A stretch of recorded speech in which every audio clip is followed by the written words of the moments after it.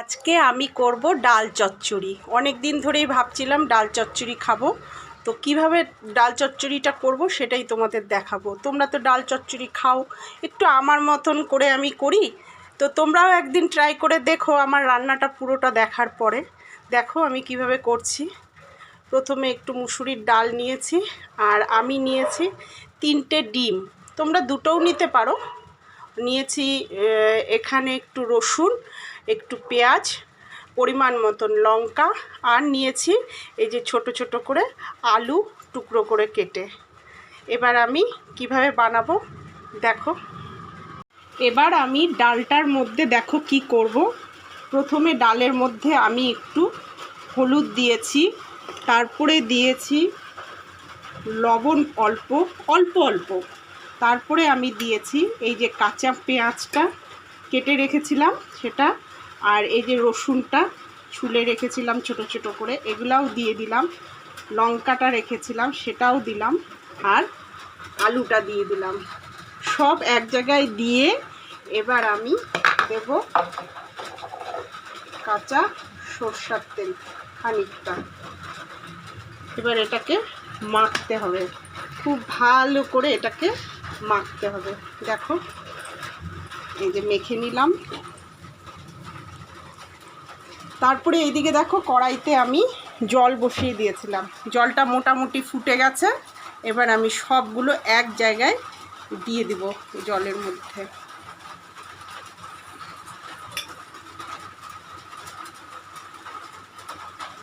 দিয়ে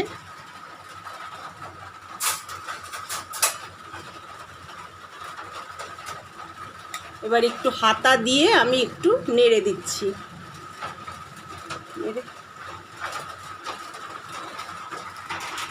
এবার আমি ডিমগুলোকে ফাটিয়ে নিলাম, 3টে ডিম এই যে ফাটিয়ে নিয়েছি দেখো।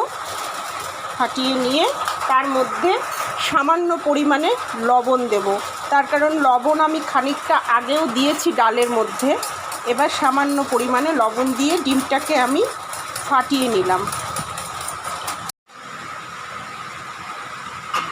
এই যে দেখো আমার ডাল চচ্চড়িটা মোটামুটি একটা রেডি হয়ে আসছে। এই যে মোটামুটি রেডি, আলুটাও সেদ্ধ হয়ে গেছে, লঙ্কাগুলোও সেদ্ধ হয়ে গেছে, আর এদিক দিয়ে পেঁয়াজ রসুন সব সেদ্ধ হয়ে গেছে, ডালটাও সেদ্ধ হয়ে গেছে। আর ডালটা না এরকমই একটু সেদ্ধ সেদ্ধ হবে। এবার আমি দেখো কি করব। এই যে আমি ডিমটা তখন ফাটিয়ে রেখেছিলাম, তোমাদের আর দেখাতে পারিনি, তো ডিমটা আমি মামলেট করেছি, এই যে ছোট ছোট মামলেট করে কেটে পিস করে রেখেছি দেখো। এবার এগুলো আমি এখানে দিয়ে দেব।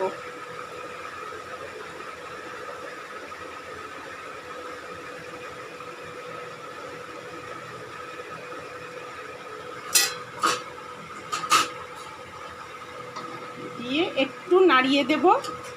আর তোমরা চাইলেও করতে পারো।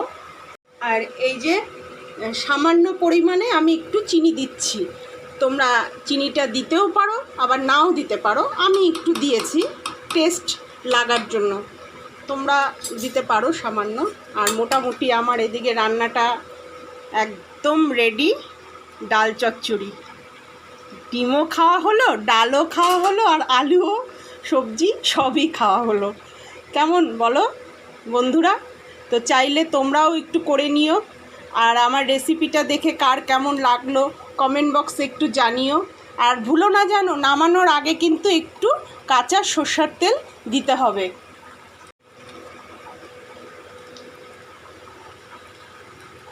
এই হলো আমার ডাল চচ্চড়ি।